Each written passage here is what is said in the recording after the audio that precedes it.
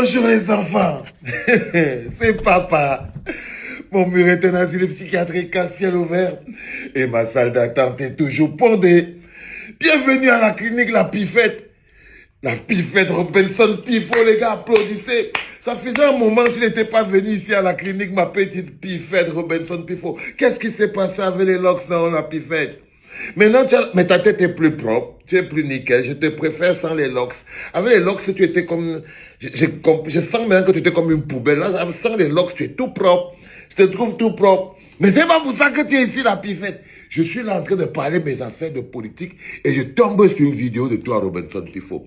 Dans cette vidéo, c'est clair que diplomate, bon chic, bon genre. L'autre gars là qui était le manager de Happy de Foulane et tout.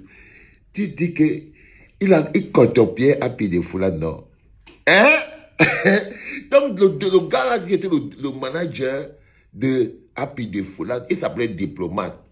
Je te connais, mon petit diplomate. Il y a quelques années, parfois tu prononçais mon nom, je reste comme ça, je dis que, oh, Valsero, je vais te faire ceci, comme tu vas. Et je vous avais dit là-bas depuis au pays que faites très attention avec les petits frères là. Je vous dis, faites gaffe avec eux. C'est toujours un petit frère qui met un grand frère dans le ndem. On disait ça en prison. Quand j'étais en prison, il y avait ce bon vieux proverbe qui disait « Grand frère, nous on est nés dans les années où on avait encore peur du chioul. Les gars n'ont plus peur du boule. Un moulin regarde le boule comme ça ne l'effraie pas.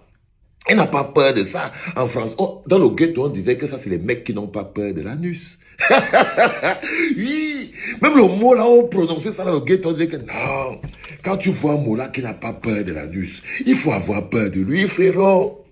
Oui, quand tu vois un mot là, hâte pour nous autres, tu vois un bonhomme qui n'a pas peur de l'anus. Donc il ne pâmela pas. Il ne pâmela pas, il est concentré, il est stoïque devant l'anus. Non. Il faut avoir peur de lui. Il faut avoir peur de lui. Parce que son niveau de charisme est très élevé. Très élevé. Donc, la Pifette, tu expliques donc qu'en temps normal, hein, le diplomate bon gic, bon genre là, en fait, c'est un mot-là qui a totalement défoncé la malle arrière et il a enlevé le couvercle de la malle arrière de Happy de Foulane. Donc, il a enlevé la malle arrière, il a ouvert la malle arrière de Happy de Foulane pour sortir tout le bagage de derrière. Je ne comprends pas. Quand il a fait quoi clairement? Il faut m'expliquer la Pifette. Il faut m'expliquer clairement pour que je comprenne. Moi, le petit Happy de Foulane, il est là parfois de temps en temps, je le vois sur Internet ici, là, où il est parfois dans l'asile psychiatrique, parfois il est dans le quartier, après encore dans l'asile psychiatrique, il n'est plus normal, on va tramol, on va tramadol, on va ceci. Et je vous avais dit que parfois, quand vous voyez les petits frères dans le ghetto, qui plongent totalement deep dans le cœur, il y a le chioul, le niveau du cassage de boules qu'il y a dans le ghetto. La plupart des chanteurs de Mbole viennent du ghetto. La plupart des chanteurs de Mbole viennent du ghetto. Et contrairement à ce que vous vous imaginez, non.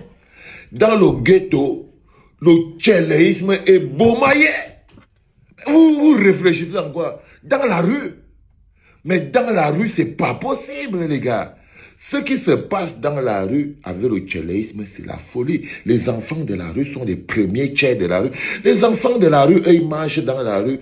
Ils se placent là pour que les tchèls viennent les chercher pour aller les cotopies. Quand les tchèls font la fête, par exemple, les tchèls organisent une grosse fête quelque part dans un hôtel, cachant de leurs amis et tout, patati, patata. Il y a les enfants de la rue qui sont là. Ils attendent que les grands frères vont venir les chercher pour aller les laver. Quand vous arrivez au Kosovo, vous êtes dans la prison là-bas, là, tous les grands frères qui entrent hétéros en prison sortent homo. Pourquoi?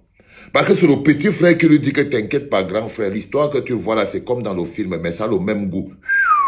Pas seulement. Donc c'est un endroit qui est terrible. Donc au niveau des artistes, niveau supérieur de l'État, c'est beaucoup le tchéléisme. Quand tu descends encore dans le ghetto camerounais, la rue, le Mbolé, tout ça. Mais c'est l'endroit, dans le Mbolé, pourquoi? À cause de trop la bière.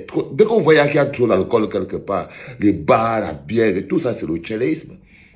C'est le tchéléisme. Tous, autant qu'ils sont, il n'y a pas un pour sauver l'autre. Il n'y a pas un pour sauver l'autre. Donc je regarde dans l'histoire de la Pifette. La Pifette explique le truc, mais il a peur de dire le nom. La Pifette, il faut plus déranger les gens. Hein. Tu viens pour parler des choses et tout. Après, tu ne dis pas les noms. Pourquoi? Moi, j'ai grandi avec vous ici, là. Vous avez vu grandir devant mes yeux. Vous êtes mes enfants. Je vous contrôle depuis plus de 15 ans. Déjà, depuis plus de 15 ans, on est ici sur les réseaux. Beaucoup d'entre vous ont pensé que non, Vincel allait déjà disparaître et tout. Mais c'est toujours le même parrain qui contrôle toujours tout le même game. Donc, je pars sur la politique, j'ai fini de gérer, je descends un peu sur le foot, je gère. Après, je descends encore dans le ghetto show business camerounais. C'est toujours chez moi, non? Quand je dis aux gens que je ne suis pas bipolaire, je suis multipolaire.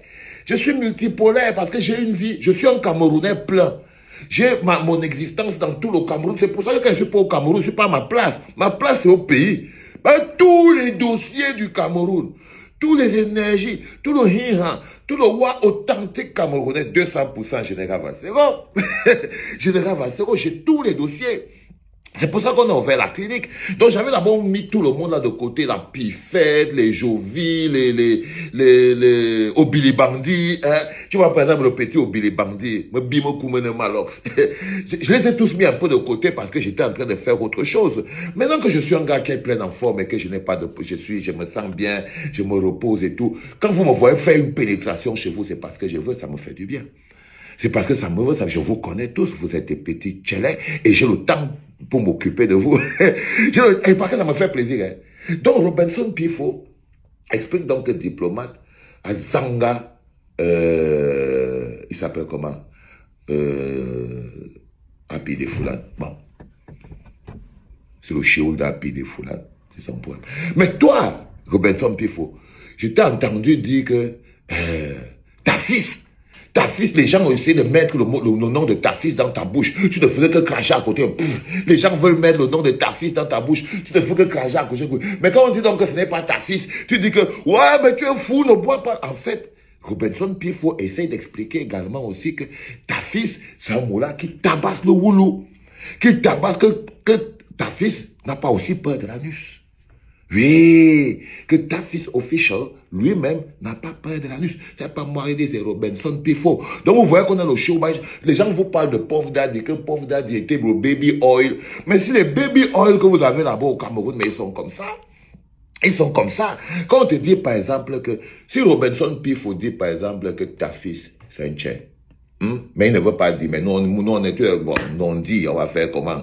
Appareil, on dirait quoi, pour le griller n'a plus peur de court-circuit. Donc, dans la base des faits, où ta fils serait un tchelais qui aime cotoper les artistes, parce qu'il a bien dit ça. Il a dit que l'autre, ta fils, là, c'est un tchelais et tout. Bon, il n'a pas dit le nom de ta fils. Il a peur peut-être. Mais moi, personnellement, je m'en fous. Je vous avez vu là, donc je dis le nom de qui je veux. Je dis le nom de qui je veux. C'est pas mon problème. Donc, pour lui, donc, ta fils, hein, c'est un tchelais qui cotopie les mots là. J'avais déjà, il y a le divin là, ailleurs, hein. J'avais déjà entendu les gens parler de ça et tout, mais je n'ai pas fait attention. Je n'ai pas fait attention. Mais tout ce que je peux vous dire, c'est que, est-ce que ta fils peut être quelqu'un qui casse le boule et Ténor n'a pas le boule cassé? Ha ha! Ho ho ho! Il faut réfléchir. Il faut réfléchir. Ça veut dire qu'on commence à augmenter le conglomérat. Ça veut dire qu'on commence à augmenter le conglomérat. Et vous allez voir qu'on va arriver sur une personne bien précise, le parent de toute la secte. Si on commence à ouvrir, comment on va... vous allez voir qu'on va arriver, tac, tac, tac, chez le patron même de tout le business. Restez seulement patient.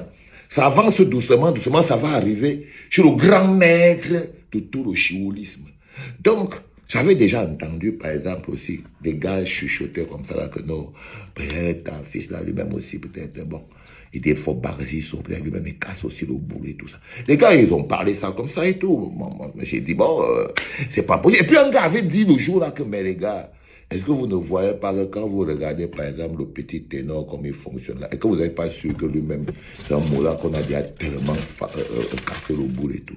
Un autre gars dit à côté, mon frère, tu parles quoi comme ça? Je lui ai dit que mon frère, ici, on est dans un monde libre. Parlez ce que vous voulez parler. Qu'est-ce qui se passe? Il a dit que non, les gars, faites gaffe, quand tu vois le gars, il prend du poids, mais par son boule et tout. Je dis, mais comment il prend du poids par son boule? Explique. Je comprends pas.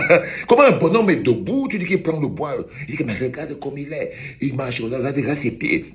Le boule, il dit, bon, qu'est-ce qui se passe? Tu estimes qu'on lui met de l'engrais dans le boule ou bien c'est quoi? Qu'est-ce que tu veux me dire? Tu veux me dire quoi? Que le mec, en fait, on lui met le botox dans le boule, qu'est-ce qui se passe? Qu'est-ce qui se passe?